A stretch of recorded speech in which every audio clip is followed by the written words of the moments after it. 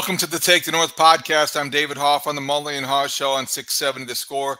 Dan Wiederer from the Chicago Tribune covering the Bears. Today, the day after the end of the regular season, the Bears' 17-9 loss at Lambeau Field to the Green Bay Packers is locker cleanout day. Dan, we have both covered many of those. What was the vibe like at Halas Hall? And as you cautioned everybody, there wasn't a lot of news at Halas Hall on Monday as we sit here on Monday late afternoon taping this pod. What was the vibe, and when do you expect the first trickle of news to be coming out of Halas?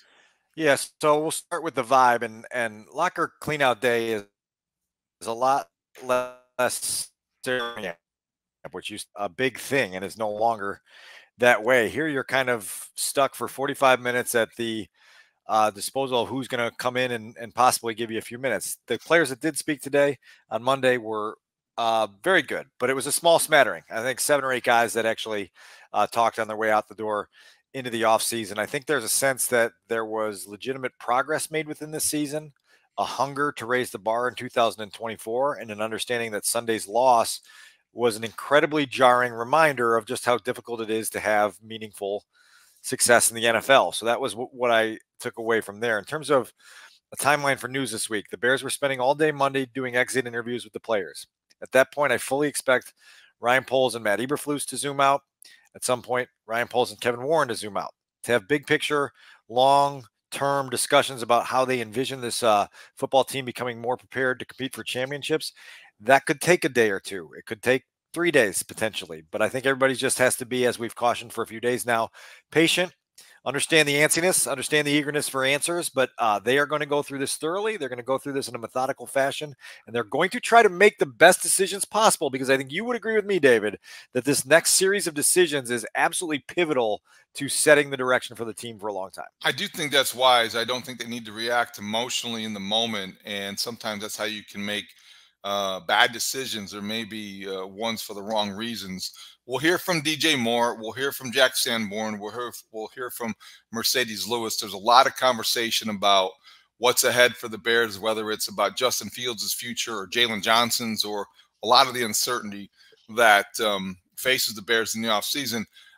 I think I want to just reiterate a couple things we talked about at Lambeau Field on Sunday night in terms of the 3 most pressing, I think, most commonly asked questions about what's ahead for Matt Eberflus, what's ahead for Luke Getsy, what's ahead for Justin Fields. Dan, I think it's almost whether you agree with Matt Eberflus returning for a 3rd season or not out there in Bear fandom, I do think it seems like a tell, at least, that if he sat through exit interviews with every player from 7 a.m. in the morning until 4 o'clock in the afternoon, I don't think they would do that with a coach they're about to fire.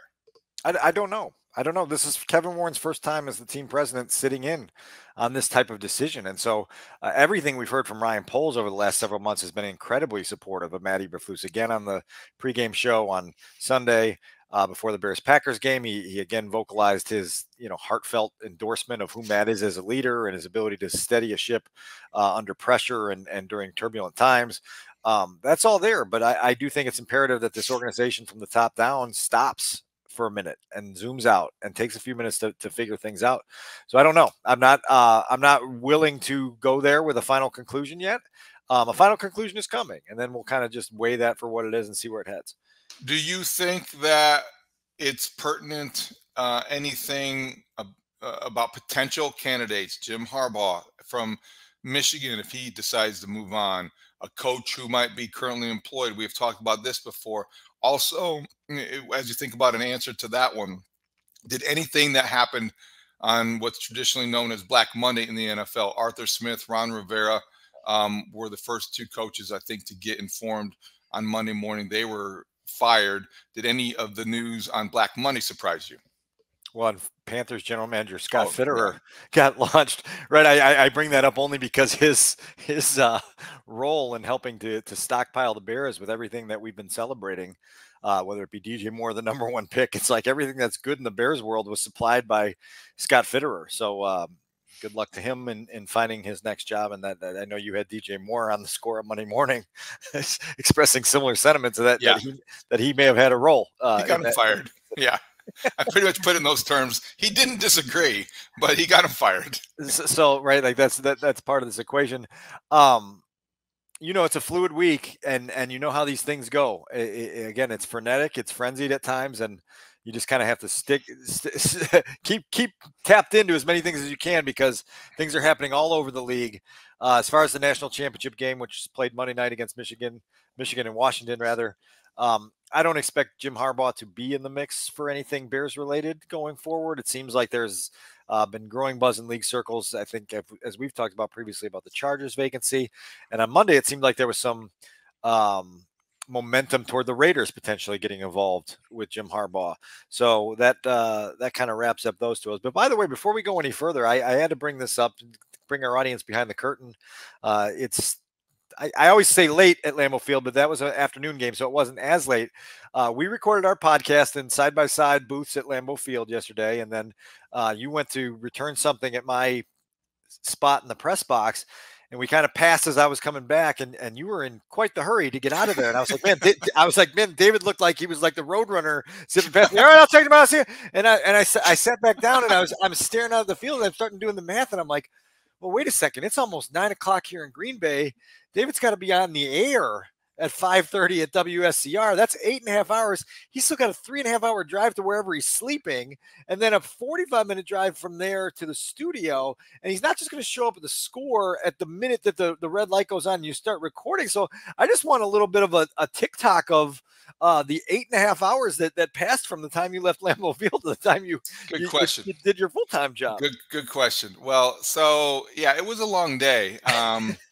So here's what I did. After leaving Lambeau, and I'm sorry if I was abrupt in leaving, but I was in a hurry. Well, there's no apologies necessary. It made sense. I was hungry. It was probably about 9:15, 9:30ish by the time I got out of Lambeau. And I drove to Evanston, where my son is a grad student at Northwestern. Wait, it sounds like you left out a food stop in there. Was there a food stop in there? I did stop for food. You know, Dan, I'm not proud of the choices we make as sports writers. Where did you stop? I kind of reverted back to the sports writing days. I think it was in Port Washington or Port. Okay. In Wisconsin. Is that what? Yeah, you get a Culver's there on the way home, or what? There was a attempt at an Arby's, which is it was closed. Didn't like it, and then there was a brief verbal skirmish at the McDonald's drive-thru, because I asked for a simple grilled chicken sandwich, and it came with French fries, and the French fries had to be put in and cooked, and it took like good 7 minutes. It took 7 minutes. At a time where you didn't have 7 minutes to afford. I am looking at Waze. I am trying to get home to sleep. I have got to get up and to the score by 5 a.m. ish, and the guy's just like telling me, this poor kid's by himself. And I'm like, look, 7 minutes? Are we there? I almost drove away, but he was holding my chicken sandwich hostage. So I did not get the chicken sandwich until he gave me the fries. I had to wait for the fries in order to get the chicken sandwich. And I probably wasn't the most pleasant customer or patron. So anyway, drive through, get the food stop, go through Milwaukee. Traffic wasn't bad. And I get to Evanston probably about 12:15, probably about 12:15, 12:30. And my son's apartment was a good place to land. And from there, I had about a 35-minute drive downtown. There's only one little caveat I need to include, probably two. As I think I may have talked about on the score, my son has a cat. Okay. Cat's name is Mully. Mully is more active than I am used to. And Mully woke me up several times, like sitting on my head. So I'm not a cat guy, Dan. We have 2 dogs, not a cat guy. Anyway, did not sleep great. Couple hours sleep, got up, drove to the score, and we did our show, and here we are. I mean, this first and foremost is going to be the episode we submit for a list score award, because this is honestly, like, between the chicken sandwich skirmish and the cat on your head and the 2.5 hours of sleep, like, that's like, people need to know the dedication to the craft here, and that right there is a example of the dedication to the craft. Well, I love Lambeau Field. I do actually. I like that venue. I like the rivalry. Obviously, I do think it's a fun place to visit, and there was a lot at stake. And Yeah. and as I said to you, if I'm going to build up as I did that game as the stuff that legends are made, didn't quite go that way, but it was worth going. So anyway, yeah. And I thought we'd get some news. It was interesting to be there post game though, because as to take us back on, get it back on the rails here, the post game locker room. After Bears Packers is something that is, hits a little different. And certainly went to season finale and the Bears lost after going in with such momentum. That's going to be something that is a reference point for the rest of the offseason because of what we saw and because of what was said. Right. There's a couple takeaways from that for me. And number one, it's like, you showed in 2023 that you have become more capable as a team of winning the should win games. The Arizona game, the Panthers game, the games that, like, you just absolutely should win. Then it's the could win games that you really haven't made enough progress in. And the opener, week 1, the finale, week 18, probably a half dozen in between there, left you with that feeling like there's some could win games there that eventually have to become games that you handle at a higher percentage. I think the Bears were coming to grips with that late Sunday evening, that they weren't quite prepared to handle those types of games on a regular basis yet. There was a comment that Jaquan Brisker made in the locker room about the lack of respect he had for the Packers receiving core, and essentially saying, like, we didn't really expect much out of them because they don't really have much star power. And I saw a reply tweet to Mark Grote's tweet putting that out on Monday from Aaron Jones, saying essentially, aren't you supposed to cover those guys? Isn't it an easy day of work if that's what you think you're going against? And I bring that up only to say that this team has had a repeated history of kind of feeling themselves prematurely or feeling themselves to a level that they haven't reached yet. And I think that's going to be really important in the 2024 offseason, is to understand that, yes, again, progress was made, improvement was made. The easy part is going from 3 wins to 7 wins. The hard part is going from 7 to 11. And the hardest part is having 11, 12 every single year and being in the playoffs every year. And they got to recognize that. You can't just have this inflated and overinflated confidence that tells you you're something that you're not. See, I think that's interesting because we do have a tendency in Chicago to overstate small steps and to maybe they look bigger than they actually are. Yes. And I think that with the Bears, especially, I don't want to say especially under Matt Eberflus, but maybe so, they tend to handle adversity better than they handle success. Look, last year, boy, they stayed together during 3 and 14, and look what happened. And they're really good character guys in that locker room. And this year, they really hung together during 0 and 4, that start where they weren't ready for the season. Look at how they persevered. And then they have a little bit of success to end the season, and they get cocky. I mean, yeah. And you remember a couple of weeks ago, there was Darnell Mooney talking about a lull and a complacency. I don't know. Is that coaching? Is that culture? How do you account for that? How do you eradicate that? I'm not quite sure, but it is a problem. It needs to be eradicated for sure. And you have to be an organization that is constantly pushing to raise the bar until the bar is set at a level that puts you on the footing of the teams that are really good, the franchises that are really good. I ran the numbers over 20 years, 2004 to the present, on teams and their playoff appearance totals. And there are 11 teams in that 20-year span, including this year, that have made at least 9 playoff appearances in the last 20 years. Like, that's the fraternity you're trying to join. There's a group of 13 teams that have had a stretch somewhere in the last 20 years where they've made it 4 years in a row. You want to get in that group at some point. The Bears are part of an 8 franchise group that has made 5 or less playoff appearances in the last 20 years. I'll just run through it really quick so you can know that the company that they keep: the Cleveland Browns, the Jacksonville Jaguars, the Miami Dolphins, who obviously are in a good spot now, the New York Jets, the Raiders, the Cardinals, the Commanders, the Lions, who are now getting their 4th playoff appearance in the last 20 years, and the Bears. And so, like, you've got to get out of that group, and in order to have meaningful success, in order to sustain meaningful success, part of it is figuring out how you define excellence, how you chase achievement and I guess classify achievement properly. And so that's part of the process here this week. And in the micro now, that's the part of the process this week for Kevin Warren, for Ryan Poles, for everyone inside that building to try to get their brains wrapped around what kind of plan and who are the people to execute that plan will get us to get out of this muck and into a world that feels a lot nicer.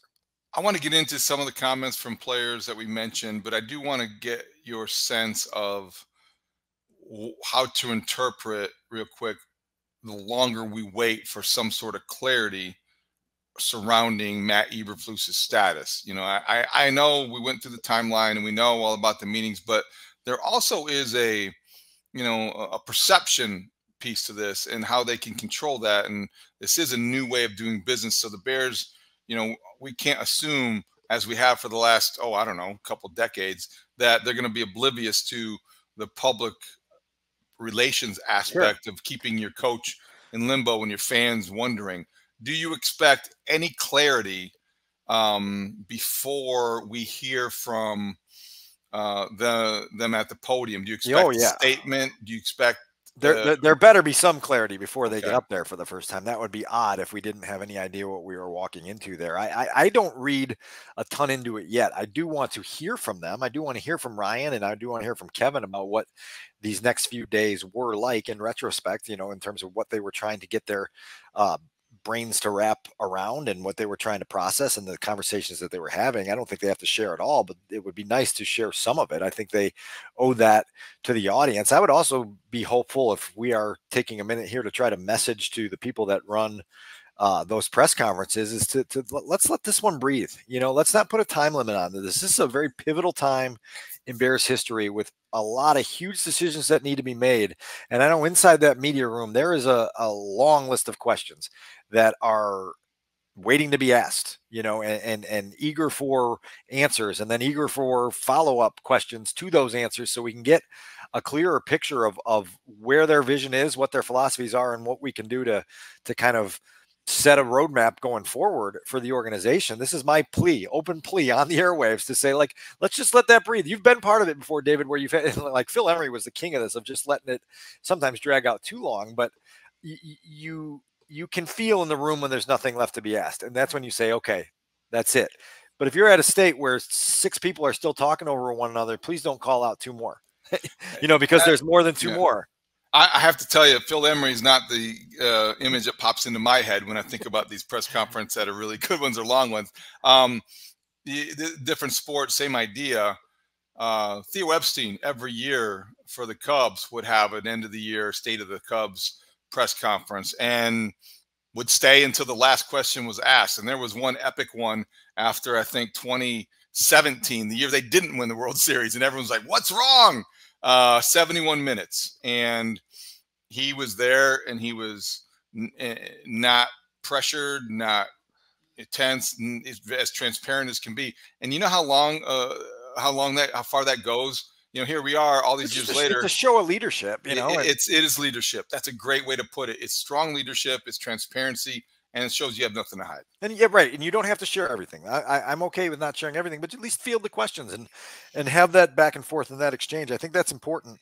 Again, specifically now, because this is so rare. It's such a once and forever opportunity for the Bears to have this weird situation where they are an improved football team, where they do have a roster that is built to potentially compete on a meaningful level in 2024. They are armed with the #1 pick. They do have the opportunity to go out in free agency and supplement their roster that way because of what Ryan Poles has done to, bring health to their cap situation. And so, let's get a feel for this, because, the next time that we're probably going to hear from these folks is, either when hirings are made, if those are made, or then at the scouting combine, which is painfully too close on the calendar right now for my liking. And they can be conversations. They don't need to be inquisitions. I mean, they can be a mixture of both. So I'm looking forward to that. Okay, so DJ Moore, as you said, was on the Mully and Haugh show on Monday morning, and I thought he was very entertaining. And he said a lot of things, including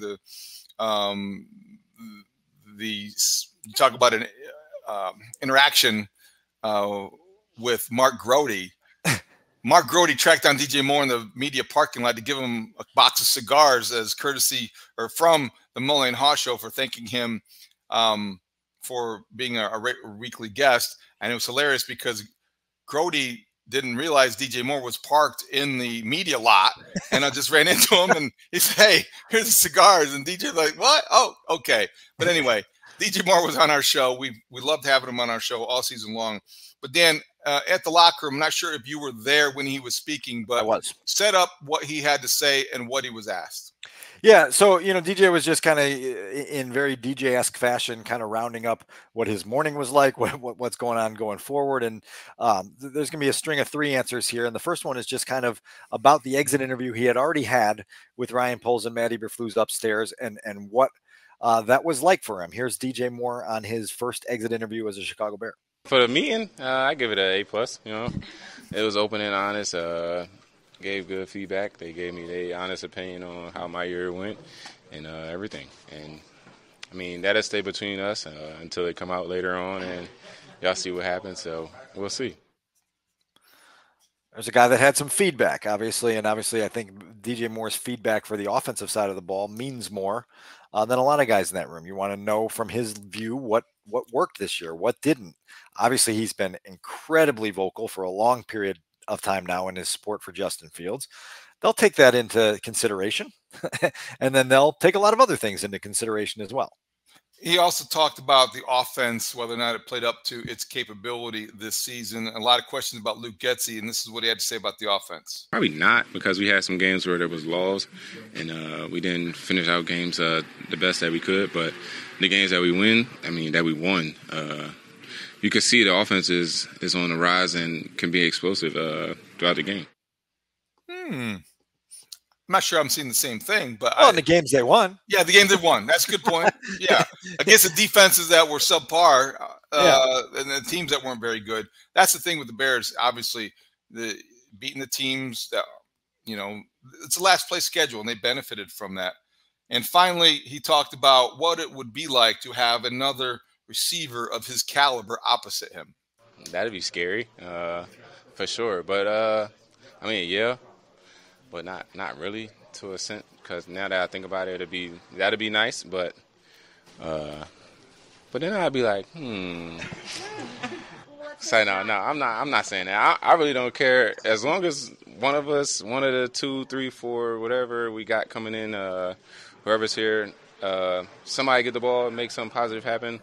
Make some positive shake. We got 2,000-yard people, and Cole had like 800 plus or whatever. Backs have that. Anytime you got that, that's a formula for the offense to be successful and for us to have more wins. David, that one's notable to me because this was DJ Moore in live action, wrapping his brain around the possibility of the Bears adding another dog to the receiving corps and sort of catching himself in mid-thought. And as much as we praise DJ for being low maintenance and unselfish, there was a little bit in that answer where he's thinking, oh man, like if we get another guy that's the go-to guy, I'm not going to see the football as much. Yeah. He came this close to making the Pro Bowl this year. And now I don't think it's like this major thing that you blow up and blow out of proportion and turn into a headline. But it is notable because these are things you have to manage as you're getting better as a football team. And just to hear DJ kind of processing that in real time was interesting. He's like, well, would I have 96 catches and 1,300 yards next year if Marvin Harrison Jr. is opposite me? Right. Is that what I'm signing up for? Yeah. I don't know that he would. I don't know that they need that, but I don't know if they're going to get that either because, there's plenty of time to break down the draft. Then the Jack Sanborn also talked in the locker room. What did Jack Sanborn have to say, and what was the context, Dan? Yeah, so Jack spoke for a long time, and I think the biggest thing was just kind of being a voice in the conversation about whether Matt Eberflus will be back and how kind of players are processing that as it unfolds. What do you guys? Is the feeling here that he will be back? I'm sure you guys talk about it. I don't know. That's not really my decision. That's not my job to decide. So, yeah. Could this locker room sustain a significant change like that? I'm not sure.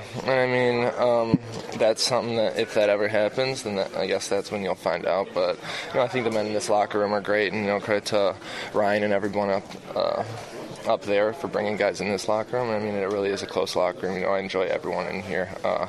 It's been even though it has been tough at times these 2 years, I can never complain about the locker room, never complain about the guys in here. I've loved going out every Sunday with each and every person in here, and even during the week going to practice. I mean, it's been enjoyable, been fun, and gonna miss these times right here. I like Jack Sanborn a lot. I think he had a pretty solid year. He played a little bit more yesterday, maybe because they were in the base more. I haven't looked at the snap count, but he's a guy that stayed healthy, Dan. I think that's the other thing about the Bears season. You look at it, they end the season without any real serious injuries heading into the offseason, which is, I think, a key thing when you look at a big picture. Well, it's a key thing, but it also kind of factors into your evaluation of the final record, because the surge that they were on late in the year was with really good health, and they were on the right side of that. And that's not going to happen every year. And so you're trying to get yourself equipped as a football team to be able to be really good even when you're not super healthy. And they're going to have to find their way to there. I think you also heard in Jack's voice there is kind of the sentiment inside the locker room of like, we'll find out when we find out. There's people that are paid a lot more money, or at least have a lot more power, I guess would be a better way to put it, upstairs, that make those decisions. And I don't get the sense that the locker room is going to be jolted if Matt Eberflus is let go. And I don't think that they're going to be throwing parades if he stays. I think it's going to be like, okay, we're really happy if he's back. If he's not, tell us who our new leader is, and we'll go forward. So that'll be interesting. I think there's a profound amount of respect for Matt Eberflus and the steadiness he provides, and the way, particularly defensively, he unlocked some very important growth within that unit. But this is the NFL, and like, guys are on a ticking clock, and they're trying to achieve the highest achievements as fast as they can. And so this is going to be really interesting to see how the Bears play this. Which only makes the career of Mercedes Lewis all the more remarkable. 39 years old, the oldest player in the NFL, or the oldest non-quarterback in the NFL, I believe. Is that the designation, Dan? And he was in the locker room as well on locker cleanout day. His 40th birthday is coming in May, David. He just finished his 18th season. And a lot of times a guy like that is going to sit in front of his locker on a day like this and be like, need to take some time before I figure out what's ahead for my future. Mercedes was to the point, said, I'm rolling. Basically, bring it on, season 19. I feel like the things I put on tape this year were just as good. I don't feel like I'm turning 40. I admire the guy. It was like a lengthy session at his locker today, David, and it felt like you were with Uncle Big Dog, just getting his wisdom. And some of the stuff that he shared with us was about being around Justin Fields for the last 4+ months. And so Mercedes took a handful of questions on that. I believe the first one was just about the overall development of Justin. I mean, you guys see what I see. An amazing athlete. I feel like he's continuing to develop. And to be honest, like, no matter if you're in your 3rd year or your 18th year, development is a process, right? And if you're somebody that understands that the room for growth is always spacious, then you're going to continue to grow. And I feel like he's at that spot. I feel like he's done a really good job of getting better every day. He's a guy that, wants to win and wants to be great. So I tip my hat to him for just going out there and doing his best, with what he's given. And, that's all you can do is be your personal best. You live with the results, have no regrets. The other things that you're asking is, that's not my job to kind of answer those type of questions. But just as a player and as a person, he wants to be right. And when you have that, you give yourself a chance. And then, David, Mercedes was asked whether the organization should stick with Justin in 2024. That's going to be up to the organization in general, but I feel like Justin is a guy that wants to be great. He loves being here. His teammates love him. So, I mean, that's all I can really give you as far as that's concerned. But like I said, he did some things this year that kind of wowed me. So definitely a guy that's getting better for sure. You can't help but be struck by the respect level that Justin Fields has achieved among his teammates, especially the veteran teammates.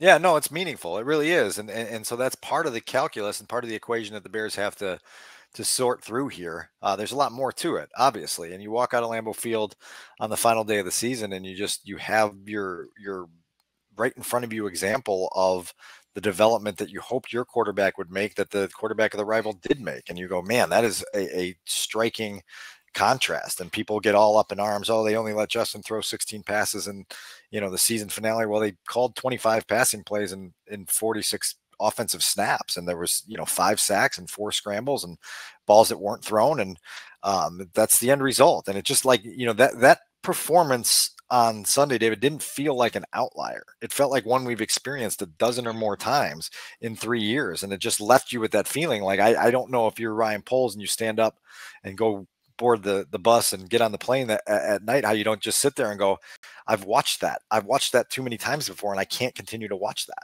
38 starts, and 38 starts speak a lot louder collectively than just one game against the Packers in a game you needed to win. It wasn't because of him on Sunday that they lost. It was just it was one of those games that he's had many of before, and the passing numbers weren't where they needed to be. Offensive line didn't protect him. The receivers may have not gotten open, but he's got a responsibility and a role in that as well. No question. And so I'm going to leave you with 2 things on this conversation here. Number one is Montez Sweat came in November, and we used the phrase multiplier for two plus months because everyone around him instantly got better and started playing better ball. The Bears' interception total went up. Their pressure rates went up.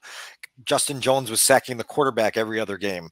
Tyreek Stevenson, Jalen Johnson are getting picks. Like these things happen when good players make others around them even better. And it just hasn't happened over 3 years with Justin. He hasn't been that multiplier. The other number that I tweeted out late Sunday night was in the last 3 road games of the season, Minnesota, Cleveland, and Green Bay, the Bears scored 1 offensive touchdown. It was on a 4-play, 1-yard drive in Cleveland in their final 3 road games. And so look, like the no excuses tour, like the excuse bus kept pulling up along the way. And then the excuse bus stopped in late November and said, well, now he's got 7 games to end his 3rd season that are going to be the actual test for who he can be as a quarterback. And those 3 games on the road were part of that 7-game test.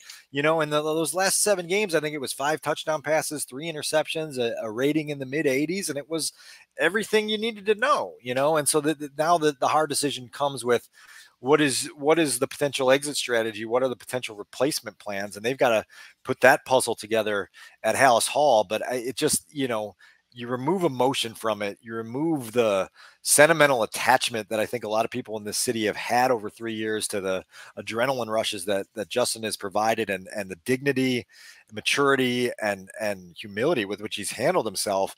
And you just are left with a very cold evaluation of a quarterback that tells you he's not good enough yet and may never be to take you to the level that we were talking about, which is to get in the playoffs 10 times in 20 years and be one of those teams that's in it 4 years in a row, et cetera, et cetera. And so it'll take a while before the Bears get to that point when they do something, whether, executing a trade is not going to happen anytime soon. So it's going to be an awkward offseason.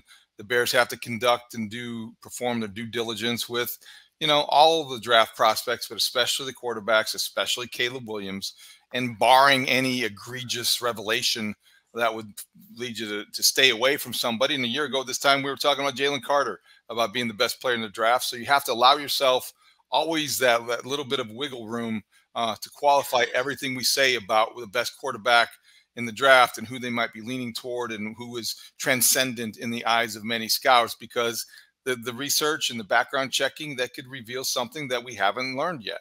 Well, we've got a couple months to get into this, but probably on the top 5 list of things that fascinate me about this upcoming stretch is the fact that the Bears also have another top 10 pick in addition to number 1. And they've got an opportunity. Like there were several years in a row after the Khalil Mack trade where there were 40 some prospects in the draft that they knew they weren't going to be able to touch because they weren't going to be able to pick high enough to pick them. Well, now literally every player that's eligible for the draft is in play for the Bears, and they've got to do homework on all of them. Like you think about the added volume of work there of going out now and doing this really intense and burdensome quarterback evaluation. Well, by the way, you might want to draft a receiver in the top 10. So you got to go talk to every single receiver who's in this draft class as well. It goes every position across the board. Like, there's a lot of work for the talent evaluation staff, the scouts, Ryan Poles' front office to do in the coming months. And they better find the right processes to do it, because it's truly important. And I just can't ever remember a team being in a position like this where you've got that number 1 pick in a quarterback rich draft. And oh, by the way, the rest of the draft also has to happen as well, including at number 9, which is where the Bears' own first round pick resides. It's a good spot to be in, and we're going to be here for every step of the way. It's going to be a busy week out at Halas Hall. And if news happens, we will jump in and have what they like to call the emergency pod, or whatever we want to do. But keep it right here on the Take the North, on your free Odyssey app, or wherever you get your podcasts, as well as the 670 Scores YouTube page. Dan, anything before we get out of here? Anything else? No, I guess the only last thing I had is I just was wondering how the chicken sandwich turned out. Well, I have to say, I'm glad that I didn't look rankled before he put it together and in the bag, because it might have been a little bit iffy. Well, chicken sandwich went down well, and it was definitely well needed. Although I did have to say this, and Mark Grody did, for some odd reason, videotape me in the cheese curd line. So I haven't seen that video yet. I have. He tweeted out on Sunday night, I had cheese curds and bratwurst for the first time in a very long time, and I must say, they were delicious. Oh, I had a bratwurst at halftime. That's something you got to do. And then inhaled an entire bulk-sized bag of Cheez-Its on the drive home through the darkness of Wisconsin. So that's what got me back to Brown Deer, Wisconsin on Sunday. Well, that's great. Good old Brown Deer. Good old bag of Cheez-Its. Nothing says Wisconsin than a big old bag of Cheez-Its. There you go. All right. So that's good stuff. We will be back whenever news breaks. We appreciate you checking us out here at Take the North on the free Odyssey app. And we will talk to you next time whenever there's news at Halas Hall. Thank you for listening. Great talk. See you out there.